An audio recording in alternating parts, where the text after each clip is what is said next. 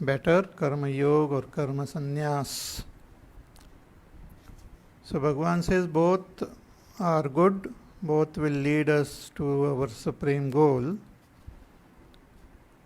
But for Arjuna, karma yoga is better. When we are not ready, when we don't have enough vairagya, and if we have not gained that self-knowledge, then we should continue following the path of karma yoga. All the upasana, bhakti, japa, tapa, tirtha yatra, everything, all our spiritual sadhana comes under karma yoga only. When we fulfill all our duties, offering them to Ishvara is karma yoga. Even approaching, doing satsang and learning the scriptures, contemplating on them is also karma yoga. But once we gain that knowledge, self-knowledge, we gain conviction that I am this Brahma, this self in me is unborn, the self in me is not performing any action, there is no modification, there is no change happening in the self. When we gain this firm conviction, we become fit for karma sannyas. We have to drop all karmas and focus on meditation. Even the sense of doership in all karma be dropped. And one should focus attention on the self and gain abidance in this self. Let the mind, let the senses, let the intellect merge in self and gain that abidance in the self. Such a person who has gained self-abidance is a jnani, is a sthita prajna, enlightened person. He sees the entire world as an expression of that Brahma. He has gained abidance in that Brahma which is saman. Nirdosham hi samam Brahma. So such a person gains that supreme sukha. Sa Brahma yoga yuktatma sukham akshayam ashnute. Gains that akshaya sukha of his own self. Totally free of all attachment to the world outside. Bahyas parsheshu asaktatma vindati atmani yas sukham. He experiences that sukha of his own self, not the sukha through the senses of the objects, contacting the object of the world, not that sukha, not the pleasures, sense pleasures, but the sukha of the Supreme Self. So Bhagavan says that one who gives up attachment to this sense pleasure, one who has gained that self-knowledge, drops all his attention from the sense pleasure, comes to experience the sukha of his own self. As a sadhana, we should keep in mind that all the pleasures of this world are temporary, they come to an end, and they are the very source of all dukkha. Yehi sansparshaja bhogaha, all those bhoga which one attains when the senses come in contact with the sense objects, Bhagavan says they are all the source of dukkha only. Dukkha yonaya evate. They keep us engaged in the world, they keep us stuck in this samsara, and all this sukha, they have a beginning and they have an end. So a wise person who has gained that understanding of the self doesn't revel in this objects, doesn't revel in the pleasures of this world. Because we have seen in the second chapter also that if we start reveling in the pleasures of the world, then there is a downfall. Dhyayate, dhyayato vishayans pumsaha sangasteshu pajayate sangat sanjayate kamaha कामात् क्रोधो विजायते क्रोधात् भवति सम्मोहः सम्मोहात् स्मृतिविभ्रमः स्मृतिभ्रंशात् बुद्धिनाशः बुद्धिनाशात् प्रणश्यति. We have seen how thinking of the pleasures of this world lead to a downfall. So one should try to overcome this intense kamana which is there in our heart and shift our attention to the self and gain abidance in the self. So Bhagavan says that one who can overcome this force of kama and of krodha will be able to gain that abidance in the self and gain that supreme happiness. So in the next verse, verse number 23, Bhagavan says, Shaknoti sodhum prakshariira vimokshanat kama krodhodbhavam vegam sayuktasya sukhi naraha. Bhagavan says that Shaknoti iha eva yas sodhum prakshariira vimokshanat. He says that one who is able to bear, able to withstand what? Kama krodhodbhavam vegam, the force, the vega, the effect of intense kama and krodha, intense desire and anger.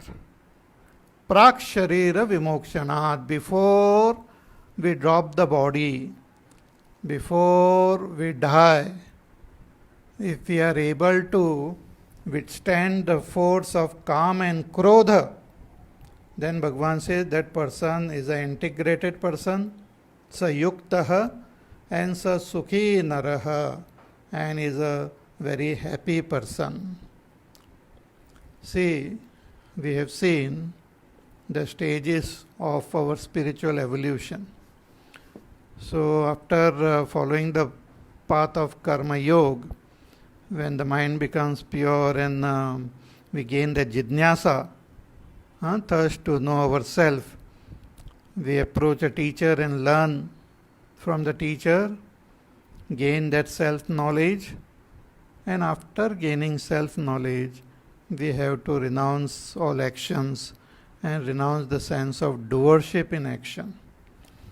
Then only we will be able to meditate and experience our own self. Without renouncing action, without renouncing the sense of doership, we will not be able to gain abidance in our own self. Now, what prevents a person, or what are the obstacles on the path of karma sannyas?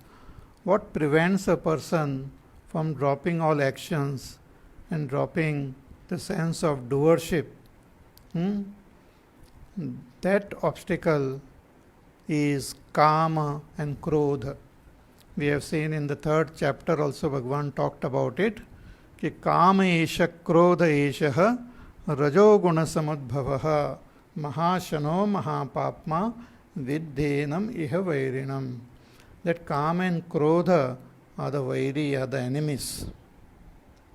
We want to just gain that abidance in our own self. We have understood that I am that Brahma. So I want to withdraw all my attention from the world, withdraw attention from all activities, and just gain that abidance in the self. But what makes me again get attached to the world? What makes me become aware of the world outside is my kama, desire. Desire makes the mind very restless. Desire is I want. I want to see, I want to hear, I want to taste, I want to touch, I want to smell, I want to go there, I want to meet that person, I want to acquire. So this I want is a strong force. And even after gaining knowledge, this force continue to be there. It doesn't care for our knowledge. The force continues to be there, troubling that person. It's like a strong habit. So whatever experiences we had in our past, and those experiences which had given us joy, which has given us pleasure, when we see those objects again, or when we remember those objects, or when we hear about them, again that desire arises in our mind. Bhagwan Shankaracharya ji writes in his commentary about this kama.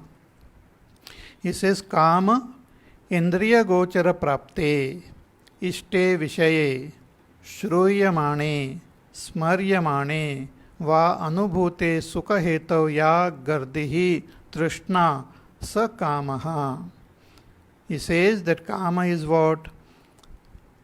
Anubhute sukha heto, whatever we have experienced before, which had given us some pleasure, and if we happen to see that same object again, or we hear about that object, or we remember that object, then again that desire arises.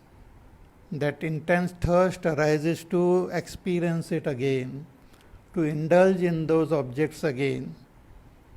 That is called kama.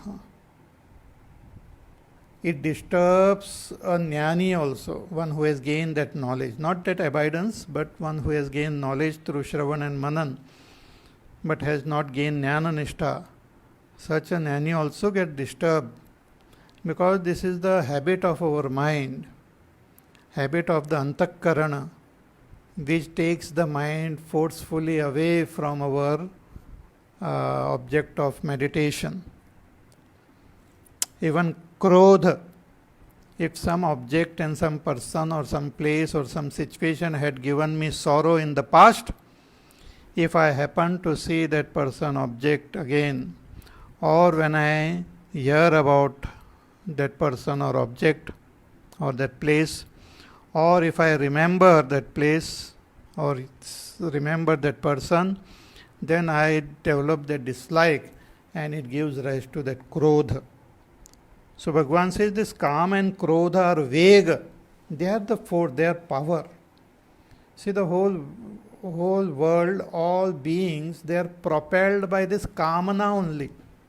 Kamna makes us function in this world. What we had talked about as swabhav, in that swabhav, that kamana is there, which propels a person to perform activity. Not only human beings, but we see this in all creatures. Even a tiny little creature is propelled by kamana. There are some basic desires which we have.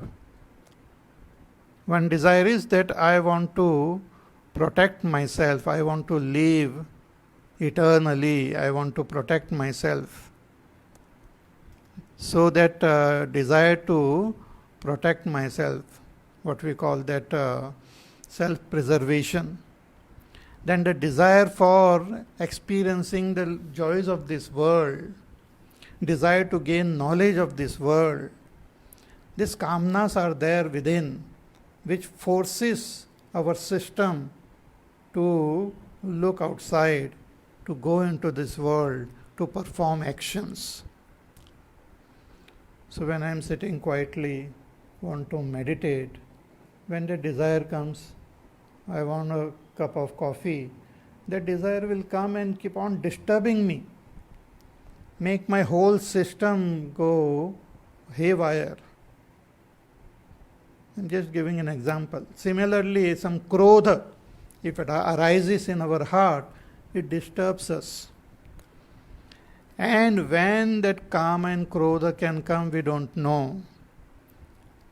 Its effect can last throughout our life. Till we gain that firm abidance in ourself, we cannot say that we have conquered kama and krodha.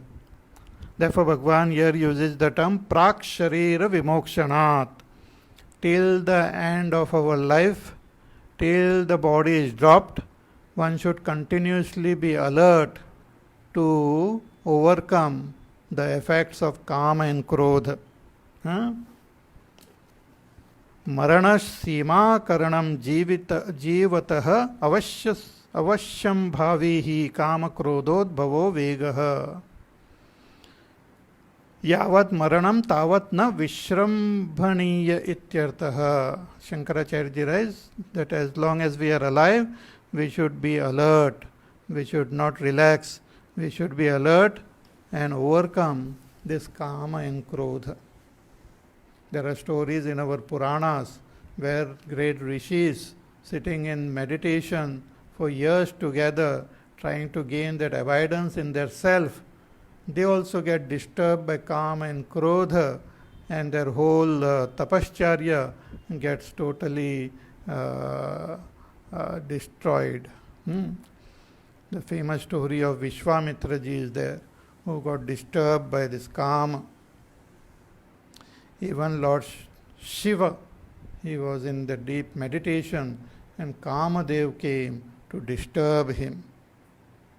And because of disturbance, the Shiva also came out of his samadhi, but he burned that Kamadeva.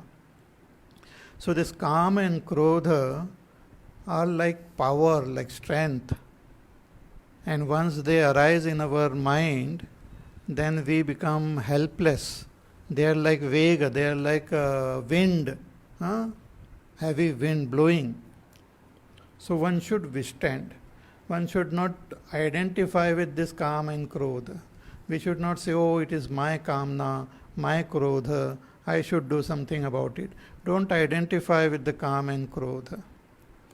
Just be a witness of it. Don't be totally restless to fulfill the kamnas. Don't be totally restless to react to the krodha.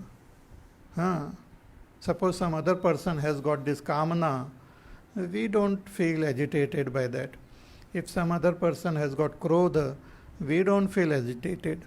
Similarly, if a kama arises in our own mind, we need not identify with that kamna as my kama.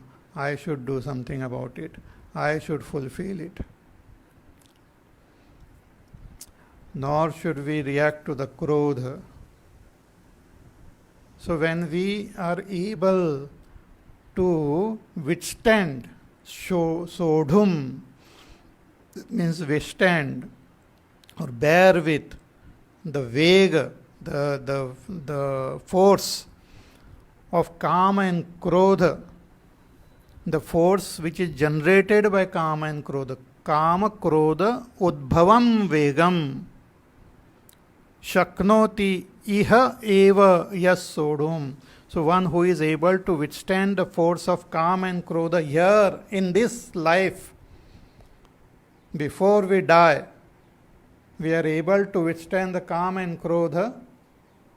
Bhagavan says that a person is well integrated, and that person alone is happy, because when we are able to withstand kama krodha, then there is no other obstacle which we have to fight with.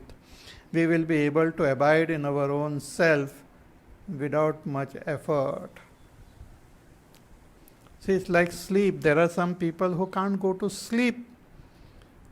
Why? Because they are worried, their mind is restless, they are unhappy, they are frightened. Then we can't even sleep.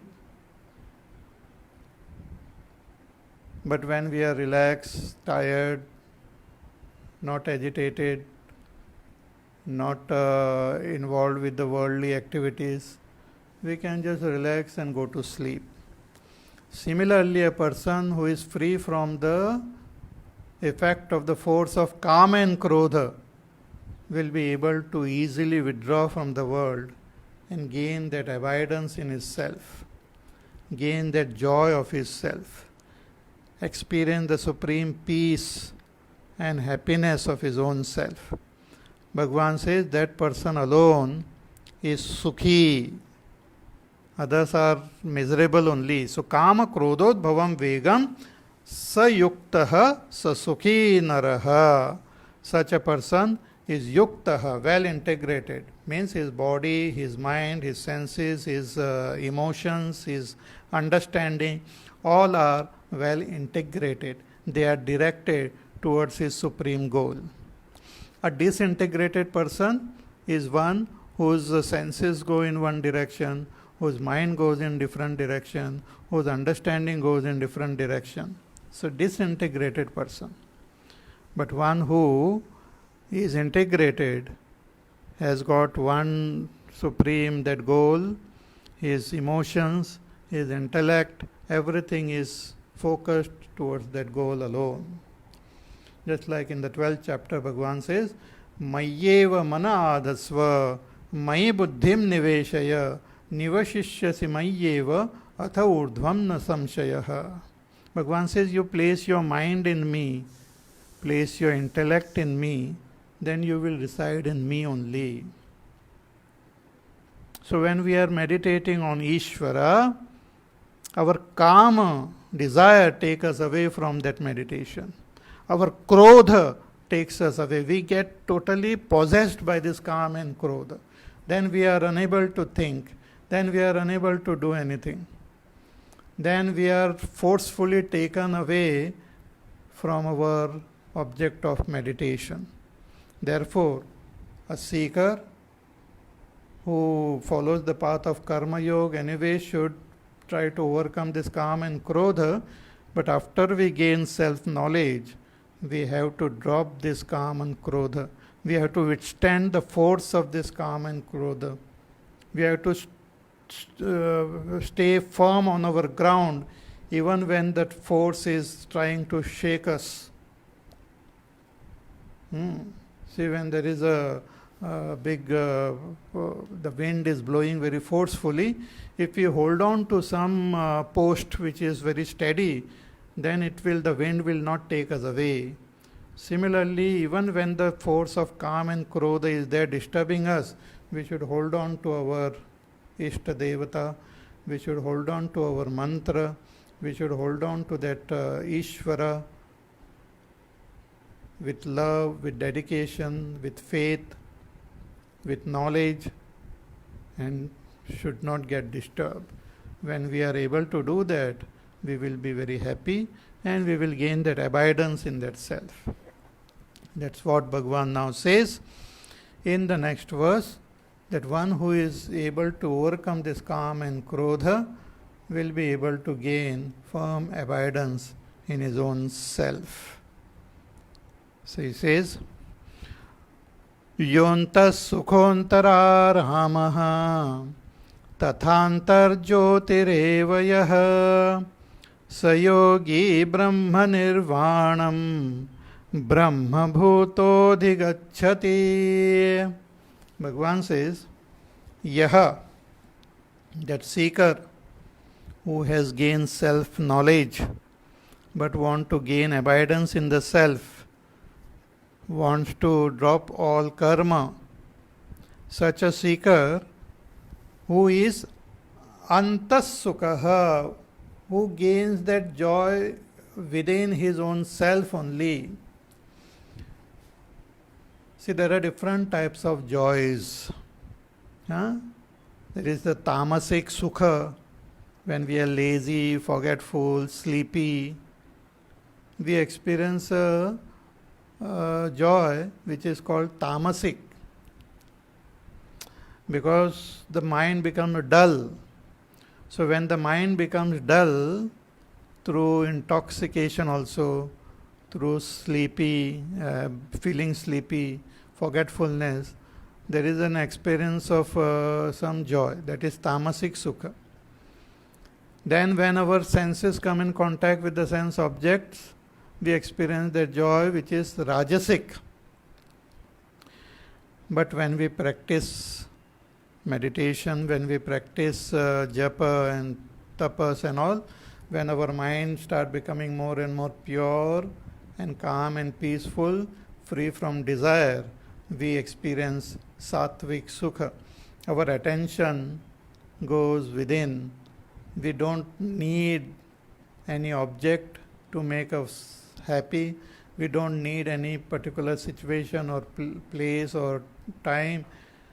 We gain that happiness within, because Atma is of the nature of happiness. So Bhagavan says, Yo yaha antas sukha, one who has gained that antas sukha, the sukha within. See, when we are in deep sleep, we experience happiness. From where do we get that happiness? That happiness is of our own self. So wakefully, we should experience that happiness within. So one who experiences that happiness within, antas sukha, one for whom the sukha is within only. And antararamaha, one who revels in the self within, one who revels within, one whose mind doesn't go out in sense objects to revel, one who doesn't indulge in remembering things of the past or imagining things of future or trying to think of the present world outside or some objects, but who revels in his own self. आत्मा में ही जो रमण करता है, अपने अंतकरण में ही, आत्मा में ही रमण करता है. सो यो अंतस् सुखः अंतरारामः तथा अंतर्ज्योतिरेव च, and who has got that illumination, that knowledge within, one who doesn't need to see, hear, taste, touch the world outside, one who experiences the light of knowledge within, for whom the light is within, one who has got all the wisdom within. Antarjyotihi, one who has got that illumination within only, doesn't need to see the world, to know the world, to recognize any object. His whole attention is focused within. Just like a lamp, when it is there, it illumines the whole room. But when that lamp is kept in a pot, then the whole light of that lamp remains inside only. Similarly, for a person who is meditating, he has focused all the light of his senses, the mind, within, for whom the whole illumination is within only. So antarjyotihi it is called. So yo antaha sukhaha antaha aramaha and tatha antarjyotireva sa eva yaha sa yogi brahma nirvanam. He is called a yogi who has renounced all actions, who has renounced the sense of doership, who has that knowledge of the self, and who has shifted all his attention on his self within. One who rejoices in his own self, one who revels in his own self, one whose attention is all focused on his self. Bhagavan says, this is what is called meditation. This is called nididhyasana. This is called the practice of jnana nishtha. This is called surrendering to our own supreme self. When a person is able to do this, Bhagavan says, Brahma Nirvanam Brahma Bhutaha. He becomes Brahma. He comes to realize his own self as Brahma. Brahma Bhutaha. He comes to recognize that this self is Brahma. And Brahma Nirvanam Adhigacchati. And he gains that Brahma Nirvana, moksha. Here and now, he gains that moksha. See, the result of karma is in future. The result of upasana is also in future. But the result of jnana nishtha is here and now. It's called sadhyo muktihi. He gains that liberation here and now, even while he is alive, even when the body is functioning, even when he is experiencing the world outside, even when everything remains as it is, he becomes free of all his bondage. So who becomes free? One whose attention has shifted towards his own self, one who has gained supreme happiness in his own self, one who revels in his own self, one who is illumined in his own self.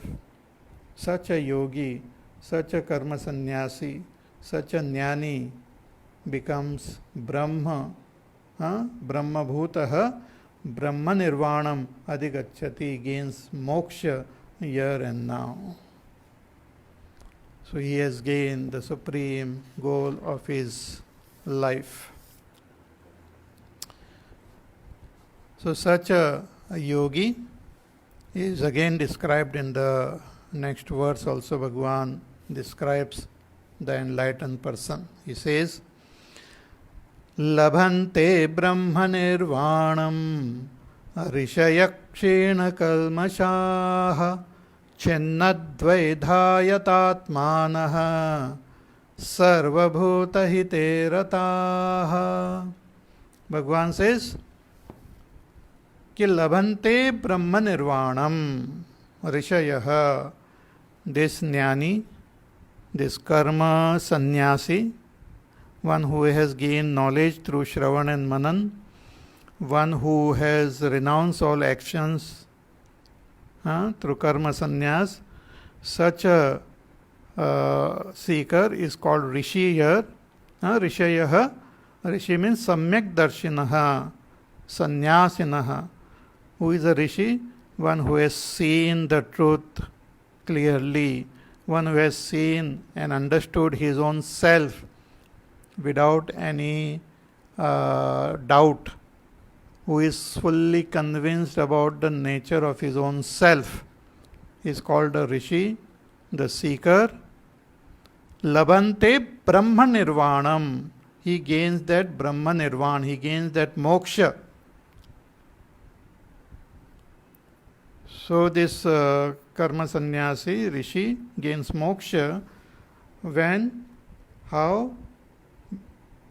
He says, Bhagavan says, Kshena kalmashaha. He has become free of all his kalmash. Kalmash means all different types of papa which is there in our antakarana, which we carry from our past so many lifetimes, and which is held together, and they give us the result because of our ahankar, the sense of doership which we have, and identification with the sense of doership. But when one gains knowledge, when one gains abidance in that knowledge, one becomes free of all this papa. So kshena kalmashaha, one who has become free of all his papa, sins. Chinnadvaidha, one who has become free of all his samshaya, all his doubts. When we, for the first time, when we hear that I am Brahma, we don't understand it. And even if we understand, we are not convinced about it. So we have to keep contemplating, using different logic and rational thinking, taking help of our own experiences, and also the help of the different words of the scriptures. When we contemplate, we gain firm conviction that yes, I am Brahma. See, in the state of ignorance, a person is firmly convinced that he is a body, firmly convinced that I am my senses, I am my mind.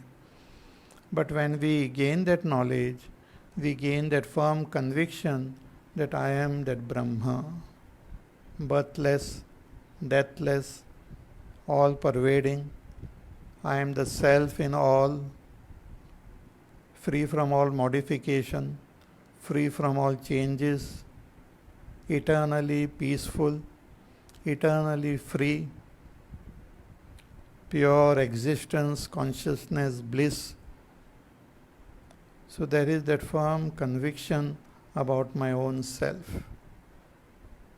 There is no doubt about it. So that is called Chinnadvaidha, one who has become free of all his samshaya, chinna samshayaha. Yatatmanaha, one who has full control over his senses and full control over his mind. Means his senses don't go out in the world of objects. He is fit for meditation. Thus, the eyes don't try to see, the ears don't try to hear, the nose doesn't go out to smell things, the tongue doesn't go out to taste, the skin doesn't go out to touch. So one who has got full control over his senses is called Yatatmanaha. And one has proper attitude toward the whole world. कि सर्वभूत हिते रताः, one who contemplates on the welfare of the whole world, one who doesn't have any violence towards the world, one who has attained that state of non-violence toward the whole world, one who can deeply feel and pray that may the whole world be happy and peaceful. So there is no disharmony with the world. See, when we have a disharmony with the world, we will not be able to meditate and gain abidance in our own self. One should have deep sense of forgiveness and welfare in the heart toward the whole world. Like sarve bhavantu sukhinah, sarve santu niramayaha, sarve bhadrani pashyantu, ma kaschid dukkha bhag bhavet. So deep that prayer for welfare of this whole world, because the whole world is my own expression. The world is not different from me. All beings are not different from me. So one should have that deep sense of compassion and love toward the whole world. Sarva bhuta hite rataha. Meditation is not running away from the world. Meditation is not disliking the world and trying to gain abidance in ourselves. We have come to understand that the world, Ishvara and the self are one only. They are not three. Atma itself is the world. World itself is Ishvara. Ishvara itself is myself. So there should not be any hatred, dislike towards anyone or anything of this world. Then we will be able to gain abidance in the self. Even if a little trace of dislike is there, even a little trace of anger is there, or jealousy is there, we will not be able to gain abidance in our own self. So one who has got this attitude, one who revels in the welfare of the whole world, sarva bhuta hite rataha. Then yatatmanaha, one who has full control over his senses. Chinnadvaida, one who is totally free from all doubts. Kshena kalmashaha, one who is totally free of all sins. Such a rishi, such a wise person, such a knowledgeable person gains abidance in his own self. Means comes to directly realize, experience his own self as Brahma. There is no fence. He has removed all fence. See, generally we put a fence around ourselves. Our body is a fence, our mind, our intellect. So we are limiting ourselves through our attachment, through our thinking. But an enlightened person has removed all the fence. The self in him has become the self in all. The space, it's like the space within the pot has become one with the space, the total space. There remains no difference. See, you must have observed a balloon filled with some gas, helium or something. That balloon, if you release it, it just goes up in sky. On that Republic Day and all, they release so many balloons. They start going up and up in the sky. What is there in the balloon? Gas is there, but it has got a thin layer, a thin skin around of that rubber, of that balloon. So as it goes up in the sky, the pressure is less there, so the balloon keep on expanding. So as it goes higher and higher, the balloon expands. The air which is trapped inside the balloon, it wants to go out and meet the total air. The air within wants to become one with the air, universal air. But that skin of that balloon is preventing. So as it goes higher and higher, it goes on expanding, and a stage comes when the balloon just bursts and the air inside becomes one with the air outside. Similarly, our ahankar, our attachment to this body, our attachment to all our desires, our attachment to all the samskars which we are carrying, prevents us from becoming one, understanding our oneness with the universal self. So as we meditate, as we have gained that firm conviction that I am Brahma, as we drop all our Kama and Krodha, as we become free of all our papa, as we become free of all our samshaya, all our doubts, as we become more and more convinced that I am that Brahma, as we contemplate and think about the welfare of the whole world, where I don't see any difference between me and the whole world, where everything has become one, when I experience no division, no sense of division at all, when such a state is reached, all the Dvaita gets dropped and one experiences that Brahma Nirvana. One experiences moksha. One experiences one's oneness with that Brahma here and now.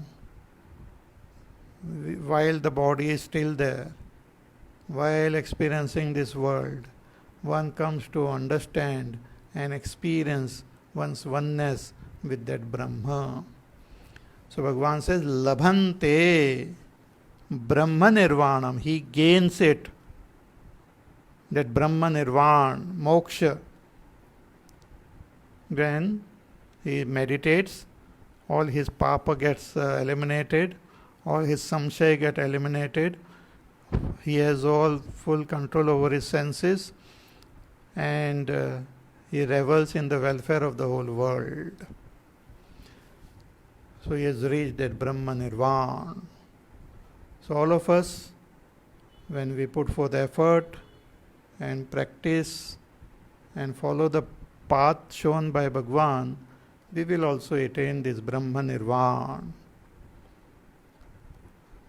So Bhagwan says, for this we have to overcome the force and power of this Kama and Krodha. Through proper spiritual practice, we should overcome Kama and Krodha. That's what Bhagwan again says. In the next verse, he says, Kama krodha viyuktanam yatinam yatachetasam abhito brahma nirvanam vartate viditatmanam. Bhagavan says viditatmanam, one who has gained the knowledge of the self through Shravan and Manan, one who is fully convinced about who am I. See, all of us know that I exist. All of you know that you exist. We know that I exist. But what exactly is my nature is not known. So that we come to know through Shravan, and when we do Manan, we are convinced that I am that Brahma. Ayam Atma Brahma. Pradnyanam Brahma. Aham Brahmasmi. Tattvamasi. And Sarvam Kalvidam Brahma. One comes to gain firm conviction. That conviction is very important. So once a person is convinced about his own self, he is called Viditatmanam, one who has gained proper understanding of the self. Samyak Darshinam. Kama Krodha Vyuktana, one who has become free of Kama and Krodha. Once we come to understand that I am of the nature of supreme bliss, then there will not be any Kama for acquiring joy in the world outside.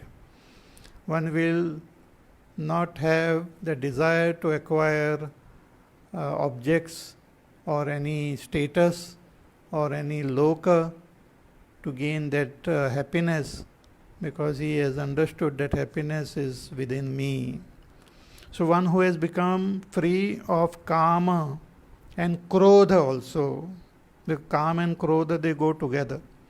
Whenever Kama gets obstructed, it gets converted into Krodha. So Kama and Krodha are power, force. If we can conquer these two when we are meditating, then we don't have any other obstacle to conquer.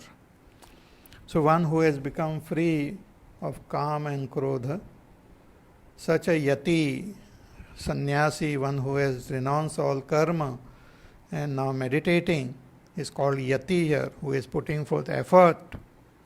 Yata chetasam, who has full control over his mind and intellect, who has full control over his antakkarana, sanyata antakkarananam.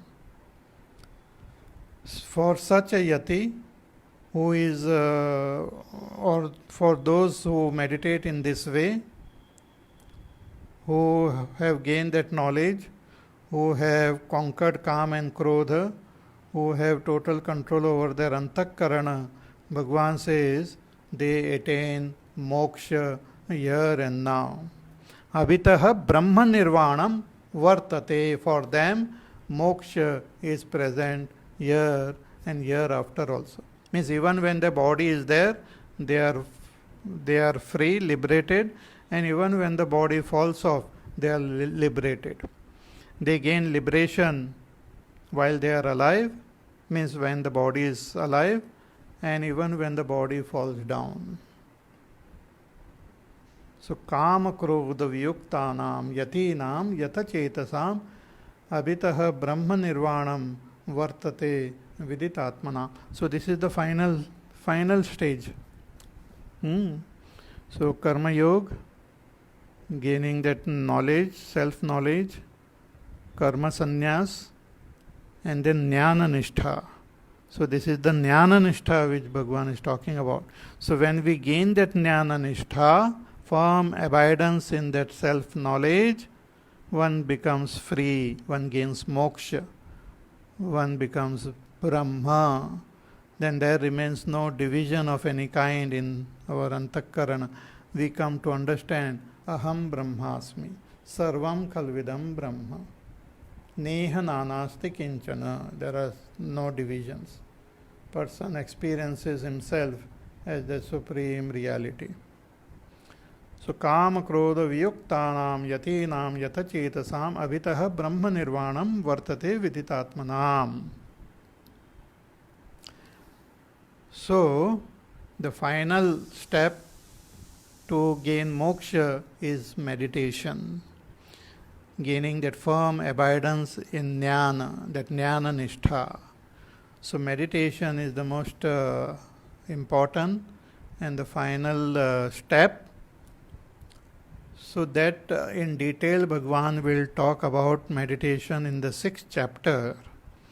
But in the following 3 verses, Bhagwan gives the gist of meditation.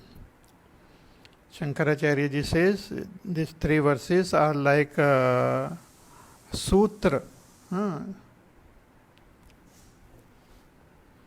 So अथ इदानीं ध्यानयोगं सम्यक् दर्शनस्य अंतरंगं विस्तरेण वक्ष्यामि इति तस्य सूत्रस्थानीयान् श्लोकान् उपदिशति स्म. That the 3 verses are like sutra. Briefly Bhagwan mentions what is this meditation, how to meditate and gain firm abidance in our own self. And this same 3 verses will be elaborately discussed in the next chapter. But here, before concluding this 5th chapter, Bhagwan gives the sara of meditation that we will see in our class tomorrow. So till then you take care, contemplate on all these verses. They are very beautiful but very deep and very subtle. And one has to understand the right meaning which is conveyed there, so that it helps in our sadhana. If we follow sincerely the path shown by Bhagwan Krishna, we will be able to reach our destination without much problem. And anywhere we have any obstacle or any difficulty, Bhagwan Krishna himself will guide us and lead us towards the supreme goal. So don't have to worry, don't have to have any fear, but with full dedication to the path shown by Bhagwan Krishna, with total love to Krishna, with total faith in his teaching, when we sincerely follow without having any doubt, not getting distracted, not going here and there. We should be totally loyal to the teachings of Bhagwan Sri Krishna. Then we will be able to reach our destination quickly and without much effort. Okay? So take care of yourself, remain safe, happy, peaceful, healthy. Pray, do your sadhana, do your work. And we will meet again tomorrow. Hari Om. Shri Ram Jaya Ram Jaya Jaya Ram. Shri Ram Jaya Ram Jaya Jaya Ram. Shri Ram Jaya Ram Jaya Jaya Ram. Shri Ram Jaya Ram Jaya Jaya Ram. Shri Ram Jaya Ram Jaya Jaya Ram. Shri Ram Jaya Ram Jaya Jaya Ram. Shri Ram Jaya Ram Jaya Jaya Ram. Shri Ram Jaya Ram Jaya Jaya Ram. Shri Ram Jaya Ram Jaya Jaya Ram. Shri Ram Jaya Ram Jaya Jaya Ram. Shri Ram Jaya Ram Jaya Jaya Ram. Shri Ram Jaya Ram Jaya Jaya Ram. Shri Ram Jaya Ram Jaya Jaya Ram. Shri Ram Jaya Ram Jaya Jaya Ram. Shri Ram Jaya Ram Jaya Jaya Ram. Shri Ram Jaya Ram Jaya Jaya Ram. Shri Ram Jaya Ram Jaya Jaya Ram. Jaya Jaya Ram. जय जय राम. बोलिए सियावर रामचंद्र भगवान की जय. ओम पूर्णमदः पूर्णमिदं पूर्णात् पूर्णमुदच्यते पूर्णस्य पूर्णमादाय पूर्णमेवावशिष्यते। ओम शांति शांति शांति। हरि ओम। श्री गुरुभ्यो नमः। हरि ओम।